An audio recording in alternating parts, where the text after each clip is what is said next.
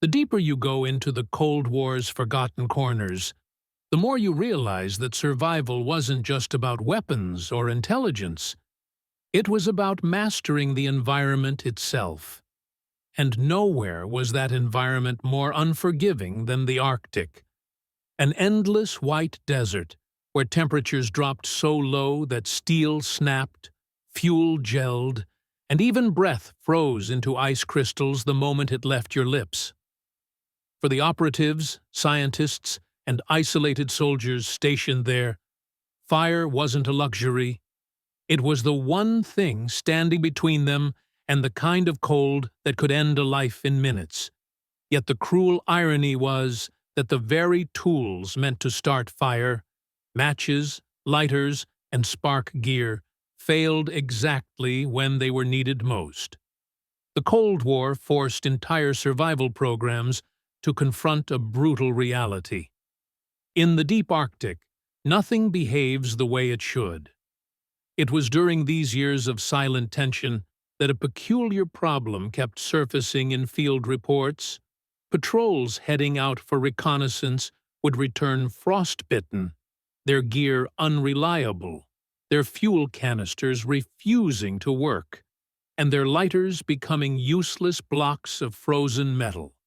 NATO weather teams in Greenland wrote about matches crumbling between their fingers. Soviet meteorological units stationed in Siberia found that friction-based fire starters iced over instantly, making sparks nearly impossible. Fire, humanity's oldest ally, had become unpredictable. And in the Arctic, unpredictability was deadly. The solution didn't come from modern gadgets or advanced technology. It came from revisiting a method that predated the Cold War by decades, something tucked away in old field chemistry guides and medical kits. As the Cold War intensified, survival instructors rediscovered a reaction that seemed almost too good to be true. The combination of two everyday substances that produced fire without heat, without friction, and without any dependence on the surrounding air. Potassium permanganate and glycerin. Simple, stable, surprisingly common. When used separately, they were harmless. One disinfected wounds, the other moisturized skin. But together? Together they created a delayed ignition system so reliable that it became standard for operatives moving across some of the coldest terrain on Earth. What made this reaction so remarkable was its independence from the elements. When glycerin touches potassium permanganate, a slow chemical dance begins, unseen but relentless. The crystals begin to oxidize the thick liquid, producing heat slowly at first, then rapidly, until the mixture erupts into a flame hot enough to ignite even damp kindling. The truth is, this reaction doesn't care about the weather. Sub-zero temperatures might lengthen the delay, but they cannot stop it. Unlike lighters, it needs no vapor. Unlike matches, it needs no friction. It is chemistry at its purest, patient, predictable, and devastatingly effective. Cold War instructors quickly recognized that this chemical ignition system was more than a trick. It was a lifeline. Manuals from the period describe operatives warming the tiny vials under their clothing, keeping them close to the body so the reaction would occur at a consistent pace. A soldier would kneel in the snow, grind the permanganate into a fine purple powder, and shape it into a small mound. Then, with gloved hands stiff from the cold, he would carve a tiny depression at the top and drip a few drops of glycerin into it. There was no spark, no flame, no glow, just silence. And then, after a tense half-minute, a thin thread of white smoke would rise. The crystals would begin to hiss, a wisp of steam curled upward. And suddenly, a burst of purple flame erupted, strong enough to light birch bark, cotton lint, or even slightly damp twigs. The delay was not a flaw. It was the genius of the method. Those 20 to 40 seconds gave operatives time to position their tinder, shield the flame, and prepare for the ignition without rushing. It created fire on their terms, not at the mercy of a spark that might blow away or a match that might extinguish in the wind. And the flame itself burned with a fierce, almost metallic intensity, overcoming moisture and frost, as if the weather simply didn't exist. On more than one occasion, Soviet instructors demonstrated the reaction on top of packed snow, just to prove how indifferent it was to temperature. What made this technique particularly valuable during the Cold War was its silence.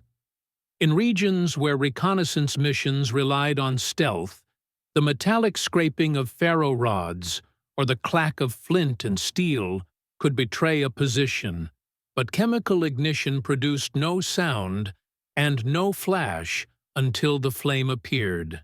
It allowed operatives to stay hidden while generating heat, a capability invaluable during covert Arctic operations. There are accounts from remote listening posts in Alaska and Chukotka where this method was used inside snow shelters, carefully shielded, to warm instruments and melt ice without alerting anyone nearby. As more units adopted the technique, instructors began teaching variations. If a soldier lacked pure glycerin, antifreeze containing glycol worked as a substitute. If pure permanganate crystals weren't available, the disinfectant tablets included in medical kits could be crushed and used. Some NATO units even carried tiny film canisters with pre-measured amounts of permanganate powder so operatives could start a fire faster during emergencies. The principle remained the same. Chemistry doesn't freeze. Chemistry doesn't jam. Chemistry doesn't run out of spark. The usefulness of potassium permanganate extended beyond fire-starting survival specialists, emphasized its multi-use value, something extremely important in Arctic field kits, where every gram mattered. It could disinfect wounds when diluted correctly. It could purify water. It could treat certain fungal infections. And in its powdered form, it had a long shelf life, even in the coldest temperatures.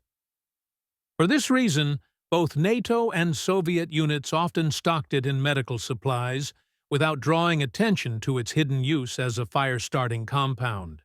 To understand why this method became so respected, you need only look at the realities of Arctic stations. Remote Cold War outposts faced temperatures capable of freezing equipment, solid radios malfunctioned. Batteries died quickly. Food froze into rock-hard blocks. The only consistent defense was fire.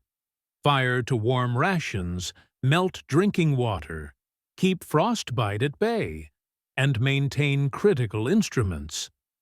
There were nights when howling winds buried entire installations in snow, forcing teams to start fires inside cramped shelters with only a ventilation hole above them.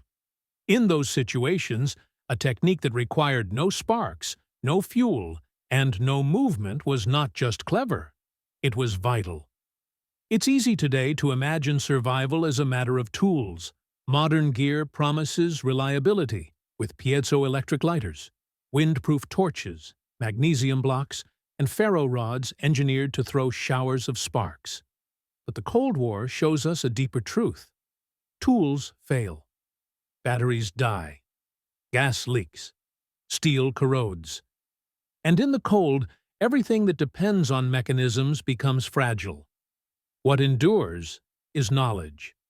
The ability to start a fire using nothing but chemistry is a reminder that survival isn't about carrying the right object.